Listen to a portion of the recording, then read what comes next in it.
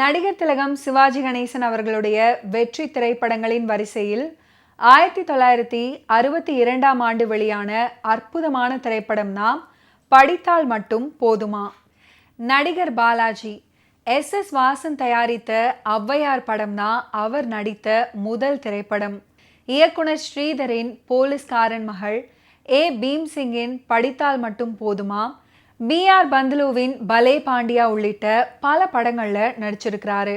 Thillana Mohanambal minor கேரக்டரில் முதல் பாதியில் ரசிகர்களால் வெறுக்கப்படும் மனிதராக வந்து பின்னர் திருந்தி கண்ணியமான கணவனாவார். அந்த ரசமாற்றம் இயல்பாக அரங்கேறும். பட்டணத்தில் பூதம் வில்லன் கேரக்டரில் தோல் குலுக்குகிற மேனரிசத்துலையும் அசத்தி இருப்பார். அதுதான் பாலாஜி. தயாரிப்பு நிர்வாகியாக வேலை பார்த்தவருக்கு நடிப்பை விட பட தயாரிப்பு மீதுதான் அதிக விருப்பம். சாந்த் அவுர் சூரஜ் அப்படின்ற ஹிந்தி படத்தை தமிழில் அண்ணாவின் ஆசை அப்படின்ற பெயரில் ஜெமினி கணேசன், சாவித்ரி 2 பேரையும் வச்சு ப்ரொடியூஸ் பண்ணியிருக்கிறாரு. இதுதான் பாலாஜி ப்ரொடியூஸ் பண்ண முதல் திரைப்படம். அடுத்தடுத்து படங்கள் தயாரிப்பதில் முனைந்தார். நடிகர் திலகம் சிவாஜி அவர்களுக்கு சினிமாக்குள்ளேயும் முக்கியமான ரசிகர்கள், வெறித்தனமான ரசிகர்கள் பலர் இருக்கிறாங்க. அப்படிப்பட்ட ரசிகர்களில் பாலாஜியும் ஒருவர். இன்னும் சொல்லப்போனால் சிவாஜி அவர்களுடைய நல்ல நண்பரும் கூட. ஹிந்தி படங்களின் மீது அப்படி ஒரு காதல் பாலாஜி அவர்களுக்கு. இவர் தயாரித்த பெரும்பாலான படங்கள் ஹிந்தி ரீமேக் தான். எங்கிருந்தோ வந்தாள், என் மகன், நீதி, தீபம், தியாகம் அப்படின்னு வரிசையாக ஹிந்தி படங்களை ரீமேக் பண்ணாரு. அது மட்டுமா, சிவாஜி அவர்களை வைத்து ஏகப்பட்ட படங்களை எடுத்திருக்கிறாரு. சிவாஜி அவர்களை வைத்து மட்டுமே சுஜாதா சினி ஆர்ட்ஸ் தயாரிப்பில் சுரேஷ் ஆர்ட்ஸ் பேனரில் 18க்கும் மேற்பட்ட படங்களை ப்ரொடியூஸ் பண்ணியிருக்கிறாரு பாலாஜி. அவருடைய தயாரிப்பில் சிவாஜி அவர்கள் நடித்த ராஜா திரைப்படம் மிகப்பெரிய வெற்றியை பெற்றது. எம்ஜிஆருடன் என் கடமை அப்படின்ற ஒரே ஒரு படத்தில் மட்டுமே நடிச்சிருக்கிறாரு பாலாஜி. சிவாஜி அவர்களை அதிகம் நேசித்தாலும் எம்ஜிஆரையும் பாலாஜிக்கு ரொம்பவே பிடிக்கும். தனது ஒவ்வொரு பிறந்த நாளின் போது அவர் இல்லத்துக்கு சென்று அவரை வணங்கி ஆசி பெற்று வருவதை வழக்கமாக கொண்டிருந்தாரு பாலாஜி. என்னை வைத்து எப்போ படம் தயாரிக்க போறீங்க அப்படின்னு பாலாஜி கிட்ட எம்ஜிஆர் அவர்கள் கேட்கும் போதெல்லாம் பண்ணிடுவோம் அப்படின்னு டிமிக்கி கொடுத்து சமாளிச்சுட்டு வந்தார்.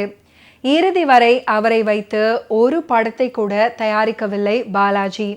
சிவாஜி அவர்களை வைத்து தான் எக்கச்சக்க படங்கள் கொடுத்திருக்கிறாரு. மறைந்து போன திரைப்பட பாடலாசிரியர்களுள் தனக்கென ஒரு தனி முத்திரை பதித்தவர் தான் கவிஞர் மாயவநாதன். விளம்பர வெளிச்சமில்லாமல் இருட்டுக்குள் புதைந்து போன சினிமா சித்தன். கேட்கும் தொகையை வழங்க தயாரிப்பாளர்கள் தயாராக இருந்த போதும் பணத்தை மட்டுமே குறியாக கொண்டு பாடல் எழுதாத பத்தினி பாடலாசிரியர். படித்தால் மட்டும் போதுமா திரைப்படத்தில் தன்னிலவு தேனிறைக்க, தாழை மடல் நீர் தெளிக்க, கன்னிமகள் நடை பயின்று வந்தாள், இளம் காதலனை கண்டு நாணி நின்றாள். இந்த பாடல் மூலம் அறிமுகமாகி தன் முதல் பாடல்லேயே தனி முத்திரையை பதித்தாரு. எல்லா பிரச்சனைக்கும் காரணம் அந்த மொட்டை கடுதாசி. அதை எழுதியது யார்னு பார்த்தா அது பாலாஜி அப்படின்னு தெரிய வரும். தன் உயிருக்கு உயிரான அண்ணன்.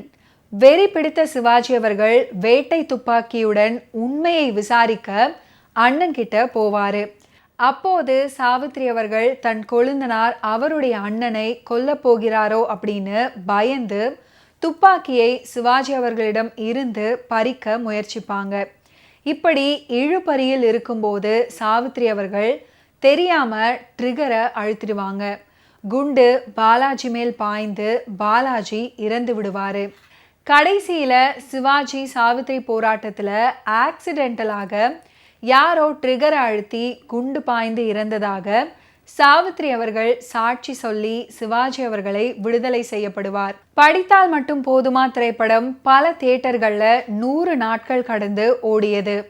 சென்னை மிட்லண்ட் தியேட்டரில் 105 நாட்கள், சென்னை பிராட்வே தியேட்டரில் 104 நாட்கள், மதுரை நியூ சினிமா தியேட்டரில் 112 நாட்கள், திருச்சி ராஜா தியேட்டரில் 105 நாட்கள், சேலம் ஓரியண்டல் தியேட்டரில் 100 நாட்கள், சென்னை சயானியில் 84 நாட்கள் மற்றும் தென்னகமெங்கும் பல அரங்குகளில் 50 நாட்கள் முதல் 70 நாட்கள் வரை ஓடி ஜெயக்கொடி நாட்டிய படித்தால் மட்டும் போதுமா ஒரு சூப்பர் ஹிட் காவியம். படத்தின் முடிவில் நீதிமன்ற காட்சியில் சாட்சி சொல்லும் சீதா தன் கணவனை கொன்றது கோபால் அப்படின்னு சொல்ல நினைத்து அதுக்கப்புறம் மீனாவும் அதனால் விதவையாக கூடும் அப்படின்னு ஒரு கணம் மனதில் எண்ணி தன் சாட்சியத்தை கூறும் காட்சியில் பீம்சிங்கின் டைரக்ஷன் திறமை பாராட்டும்படி அமைஞ்சிருக்கும். ஓகே வியூவர்ஸ், இன்னைக்கு நிகழ்ச்சியில் நடிகர் திலகம் சிவாஜி கணேசன் அவர்களுடைய ஃபிலிம் கெரியரில் நடந்த பல இன்ட்ரெஸ்டிங்கான விஷயங்களை நீங்கள் பார்த்து தெரிஞ்சிருப்பீங்க. மீண்டும் அடுத்தடுத்த எபிசோட்ஸில் சந்திப்போம். நன்றி, வணக்கம்.